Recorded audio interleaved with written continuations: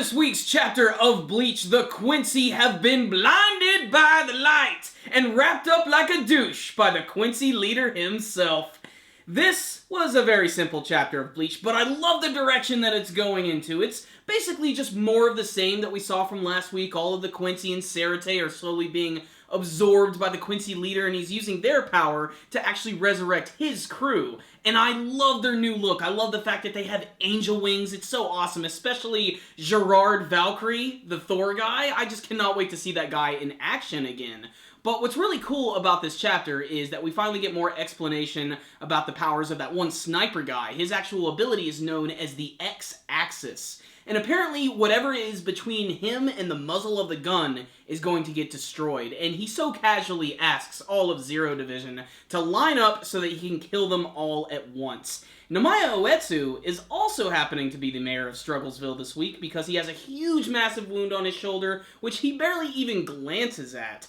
And you even get to see that there's that one little Jawa member of the Quincy who's actually destroying the massive wood barrier, and this is actually giving the Quincy leader a chance to run up on Ichibei Hyosube. And Ichibei is awesome. Dude hasn't even done anything yet, but I have a lot of high hopes for this character. He's far and wide my favorite character of Zero Division. And a lot of that does have to do with the mystery behind the character, the fact that he's kind of just goofy and jolly.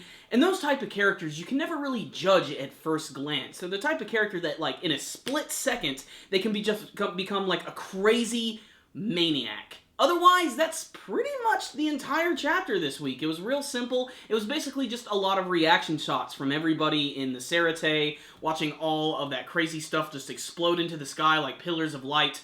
And there still isn't, like, an official confirmation on, like, the deaths of certain characters. Like, Basby is freaking out at the beginning of the chapter, but then you have characters like Giselle Jewel and Lil Toto, and they're just sort of, like, angry and screaming into the sky, "Why, Master? Why would you do this to us?" And that's obviously because the Quincy leader don't give a shit about them. He just wants to conquer all of Soul Society in the Soul King's palace. And that also brings us to the higher-ups of Soul Society, who are deciding they're going to have to go to the Soul King's palace eventually. And that's pretty much it. But I did like this chapter. I love the direction it's going into because they're finally going to involve all the Zero Division members coming together and having to fight against this grand threat of the Quincy leader and, of course, his goons. So, what's the rundown on this week's chapter of Bleach? It was pretty awesome. It was an awesome Ashwallen chapter. Yes, that was the ability they called it. It was the Ashwallen, where he was able to summon all of their power and give it back to his enemies and literally basically have them be reborn as something brand new. And I love the look, I love the wings, and I love everybody just freaking out over this. And I also love that the other members of Zero Division came in to help Namaya. That was really awesome when they blocked that technique. And it actually looked like that bullet, although it's not really a bullet. It's actually some sort of, like, special ability. It actually, like, breaks through that. So I'm really interested to see how they're going to defend against this guy and the other members of the Quincy leaders, like Goon Squad. I just cannot wait to see them fight against all the different members of Zero Division because there also just happens to be the perfect number of opponents for them. But it's the Quincy leader himself, you know. He's the type of villain where he doesn't even have to say anything and he can just intimidate you with his mustache alone. And that's what I love so much about his character, especially when he runs into Ichibei at the end. And I like the fact that Ichibei is actually using, like, a magic, like, super big paintbrush. It kind of reminds me of the one that Bowser Jr. uses in Super Mario Sunshine and all the spin-offs. And I'm kind of interested to see what his Zanpakuto abilities are going to be. And they've clearly been holding off on Ichibei for the longest time because they want to, you know, hint at his abilities and show what he's truly capable of. I imagine, since they are a Zero Division, that Ichibei himself is probably much stronger than Yamamoto was. But it's still kind of hard to gauge, like, power levels in this show because the Quincy leader just walked up to Yamamoto and killed him with one single slash.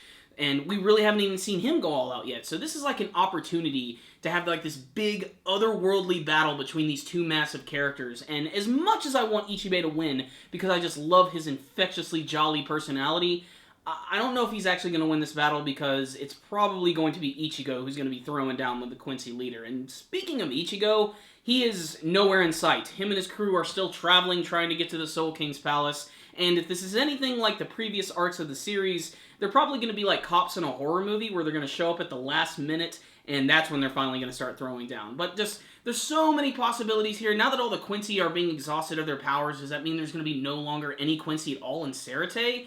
In a way, the Quincy leader sort of just saved all of the Soul Society and the Shinigami from having to kill all these guys. But Apparently it looks like people can hide under things, because you look at characters like Giselle Jewell, who's holding on to the zombified corpse of Bombietta Basterbine, and they're not getting captured by these massive pillars of light, but they're still able to communicate and talk. I'm not really sure how it's working, but I like the mystery behind it. Otherwise, this was still just kind of a simple chapter, just basically an elaboration of what we saw last week, but I still really enjoyed it. I just wish a little bit more could have happened, and I'm just really anxious to see Ichibei throwdown, so I'm giving this week's chapter a 3 out of 5. Check it out, Bleach fans. It was pretty cool, and we need to get prepared for the next big battle next week.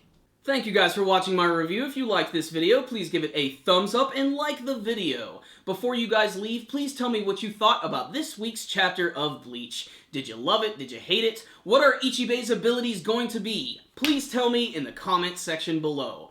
Also, before you guys leave, make sure and subscribe to our channel if you have not already. You can do that by clicking on the channel icon right up here in the top corner. You can also check us out on Facebook and on Twitter. And Naruto fans, just to give you a little bit of a reminder, the series just ended. Me and Christian just did a whole reaction to reading the final chapters, as well as reviewing the final 2 chapters. So look out for those. There will be links for all those videos at the end of this video.